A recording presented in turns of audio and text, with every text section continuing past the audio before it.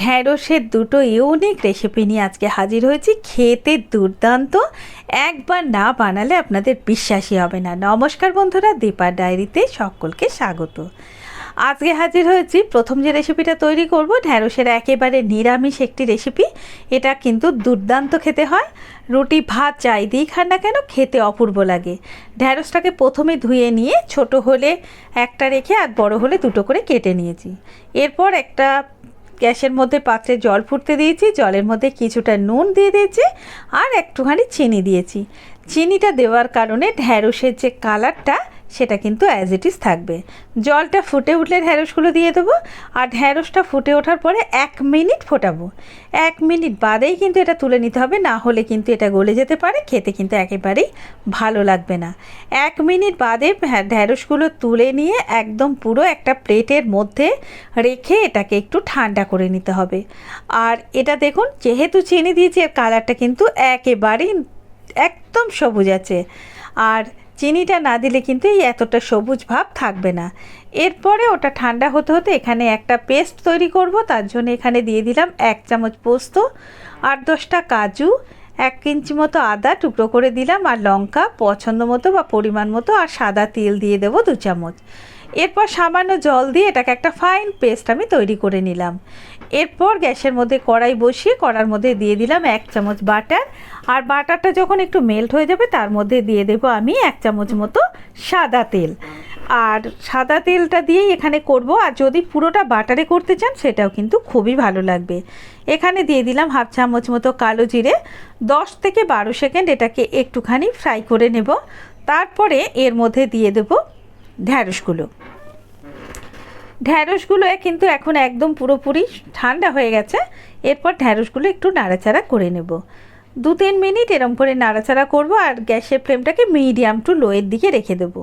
পরিমাণ মতো নুন দিয়ে দিলাম, আর এখানে কিন্তু আমি হলুদ ব্যবহার করিনি। আপনাদের যদি মনে হয় আপনারা একটুখানি হলুদ দিতে পারেন। আমি এখানে শুধু নুন দিয়ে ঢ্যাঁড়সটাকে ভালো করে প্রথমে একটুখানি ভেজে নেব। আর দেখুন, ভাজতে ভাজতেই কিন্তু ঢ্যাঁড়সটা অনেকটাই ভাজা হয়ে গেছে, আর বেশি ভাজার দরকার নেই। এবার ঢাকা দিয়ে 3 থেকে 4 মিনিটের জন্য রেখে দেবো। 3-4 মিনিটের মধ্যেই কিন্তু ঢ্যাঁড়সটা সেদ্ধ হয়ে গেছে। ঢ্যাঁড়স হতে কিন্তু একেবারেই বেশি সময় লাগে না। 3-4 মিনিট বাদে যে পেস্ট তৈরি করে রেখেছিলাম সেই পেস্টটা এর মধ্যে দিয়ে দেবো। ব্যাস, তারপরে কিন্তু ভালো করে মিশিয়ে নেব। এইভাবে ঢ্যাঁড়স আপনারা কে কে খেয়েছেন অবশ্যই কিন্তু আমাকে কমেন্ট করে জানাবেন। আর এই ঢ্যাঁড়সের রেসিপিটা কেমন লেগেছে সেটা অবশ্যই করে কমেন্ট করবেন। আর ভালো লাগলে ভিডিওতে একটা লাইক দেওয়ার অনুরোধ রইল। ভালো করে এটাকে মিশিয়ে নিতে হবে। মেশানো হয়ে গেলে এটাকে যদি মনে হয় আরেকটু জল দিয়ে একটু ঢাকা দিয়ে রাখতে হবে। আর আপনারা কে কে এই ঢ্যাঁড়সটা খেয়েছেন বা এই ধরনের রেসিপি তৈরি করে খেয়েছেন অবশ্যই কমেন্ট করে জানাবেন, খেলেও জানাবেন, আর যারা খাননি তারাও কিন্তু আমাকে জানাবেন। এরপরে দেখুন, এটা হয়ে গেলে সামান্য একটু নুন, মনে হলো একটু নুনটা কম আছে তাই একটু নুন দিলাম। এটা আপনি একটু বুঝে নিয়ে দেবেন, যদি মনে হয় নুন দিতে হবে দেবেন, না হলে দিতে হবে না। এরপরে একটু জল দিয়ে দিলাম, ঢাকা দিয়ে রেখে দেবো আরও 3-4 মিনিট মতো। 3-4 মিনিটের মধ্যেই কিন্তু ঢ্যাঁড়সটা তো সেদ্ধ হয়েই গেছে, গ্রেভিটাও একদম পুরোপুরিভাবে খুব ভালোভাবে হয়ে গেছে। আমার এটা কিন্তু তৈরি হয়ে গেছে। এরপরে আমি 1 চামচ বাটার এর মধ্যে দিয়ে দিলাম। ব্যাস, এরপরে এটা বাটারটা গলে গেলে এটাকে আমি ঢেলে নেব, একটা পাত্রের মধ্যে নিয়ে সার্ভ করে দেখাবো। এরপরে সার্ভ করা হয়ে গেলে কিন্তু ওপর থেকে দিয়ে দেবো একটুখানি চিলি ফ্লেক্স। চলুন গরম গরম এবার সার্ভ করে নেবেন। খেতে কিন্তু দুর্দান্ত, বিশ্বাস করুন, একবার না বানালে আপনারই হয়তো বিশ্বাস হবে না, একবার হলেও তৈরি করুন। এরপরে আমি দ্বিতীয় রেসিপিতে চলে যাব। এই রেসিপিটা কিন্তু খেতে দারুণ হয়। এটা কিন্তু নিরামিষ রেসিপি নয়, এটাও কিন্তু খেতে অপূর্ব। রুটি অথবা ভাত যা দিয়েই খান না কেন দুর্দান্ত লাগে খেতে। আপনারা এই রেসিপিটা কে কে খেয়েছেন অবশ্যই আমাকে কমেন্ট করে জানাবেন। এই রেসিপিটা তৈরি করতে কিন্তু খুবই কম সময় লাগে, মাত্র 5 মিনিটই তৈরি করে নিতে পারবেন। আর ঢ্যাঁড়স কিন্তু খুব সহজেই রান্না হয়ে যায়। আর এই ধরনের রেসিপি খুব চটজলদিতে হয়ে যায়, রুটি দিয়ে খেতে ভালো লাগবে অথবা ভাতের সাথেও দারুণ লাগবে। এখানে ঢ্যাঁড়সগুলোকে আমি কেটে নিয়েছি ছোট ছোট করে, সাথে নিয়ে নিয়েছি একটুখানি আলু, একটা পেঁয়াজ আর কয়েকটা চেরা কাঁচা লঙ্কা। ব্যাস, এরপর চলে যাব গ্যাসের মধ্যে একটা কড়াই বসিয়ে দিলাম। কড়াইটা বেশ ভালো মতো যখন গরম হয়ে যাবে তখন এর মধ্যে দিয়ে দেব আমি 1 চামচ মতো সর্ষের তেল। তেলটা দেওয়ার পরে তেলটা যখন খুব ভালো করে গরম হয়ে যাবে তখন এখানে আমি দিয়ে দিলাম কালো জিরে। এরপর দিয়ে দেবো একটা শুকনো লঙ্কা একটু ভেঙে নিয়ে দিয়ে দেবো। লঙ্কাটা আর কালো জিরেটা 10-12 সেকেন্ড একটু ভেজে নিয়ে এর মধ্যে দিয়ে দিলাম আমি আলুটা কিন্তু আলু ভাজা যেরকম ঝিরিঝিরি করে কাটা হয় ওরকমভাবেই কেটেছি। আলুটা কেটে আলুটাকে এবার প্রথমে একটুখানি ভেজে নিতে হবে। আলুটা একটু বেশি সময় লাগবে ঢ্যাঁড়সের থেকে, তাই আলুটাকে আগে একটু ভেজে নিলাম।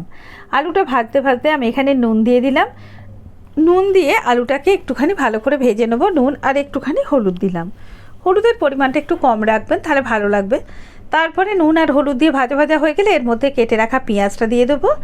এরপর পেঁয়াজটা দিয়েও কিন্তু আলুর সাথে পেঁয়াজ আর একদম ভালো করে এটাকে ভেজে নেব। 2 মিনিট মতো এটাকে এইভাবে ভাজতে ভাজতেই কিন্তু আলুটা দেখবেন সেদ্ধ হয়ে গেছে, নরম হয়ে গেছে, আর পেঁয়াজটাও কিন্তু অনেকটা ভাজা হয়ে গেছে। এই পর্যায়ে আমি ঢ্যাঁড়সগুলো দিয়ে দেবো। ঢ্যাঁড়সটা দেওয়ার পরে আবারও ভাজবো। তবে হ্যাঁ, যদি মনে হয় যে নুনটা কম কি বেশি সেই অনুযায়ী নুনটা আপনি দিয়ে দেবেন। আমি অল্প একটু নুন দিলাম, আলু ভাজার সময় অল্প দিয়েছিলাম, তাই এখন একটু দিলাম। আর দিয়ে দিলাম আমি একটুখানি হলুদ গুঁড়ো, সাথে দিয়ে দিলাম 1/4 চা চামচ লঙ্কার গুঁড়ো। ব্যাস, এরপরে ভালো করে এটাকে শুধু ভাজতে থাকতে হবে। আমি কিন্তু আর তেল এখানে দিইনি, যদি মনে হয় আপনারা আরেকটু তেল দিতে পারেন। যদি দরকার মনে হয় তাহলে লাস্টে আমি আরেকটু তেল দেবো।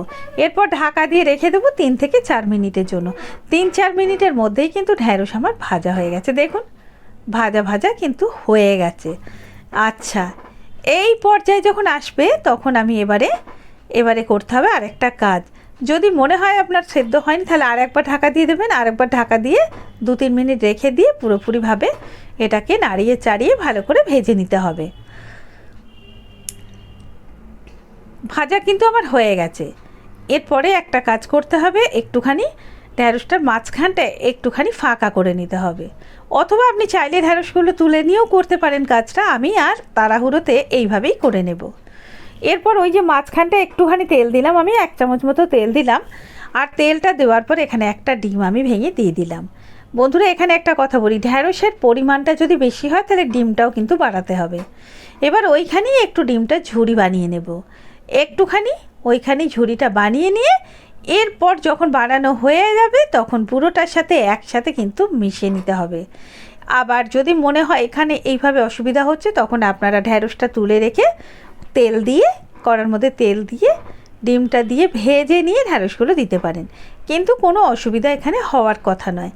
দুর্দান্তভাবে তৈরি হয়ে গেল। একবার হলেও কিন্তু আপনারা তৈরি করুন। আর কেমন লাগলো কমেন্ট করতে কিন্তু ভুলবেন না। আর একটা লাইক অবশ্যই করে দেবেন। আপনার একটা লাইক কিন্তু আমাকে উৎসাহিত করে, অনুপ্রাণিত করে আরও ভালো আরও বেটার ভিডিও দেওয়ার জন্য। একটুখানি কিশোরী মেথি ছড়িয়ে দিলাম। ব্যাস, গরম গরম সার্ভ করে দেবো। যদি মনে হয় একটু নুনটা আমি ছড়িয়ে দিলাম। এরপরে আমি সার্ভ করে নেব। ভিডিওটা ভালো লাগলে লাইক শেয়ার কমেন্টের সাথে সাথে চ্যানেলটা সাবস্ক্রাইব করার অনুরোধ রইল। আর ফেসবুক থেকে দেখলে পেজটা ফলো করার অনুরোধ রইল। দেখুন, রুটি ভাত যা দিই খান না কেন একেবারে জমে যাবে। ভালো থাকবেন, সুস্থ থাকবেন।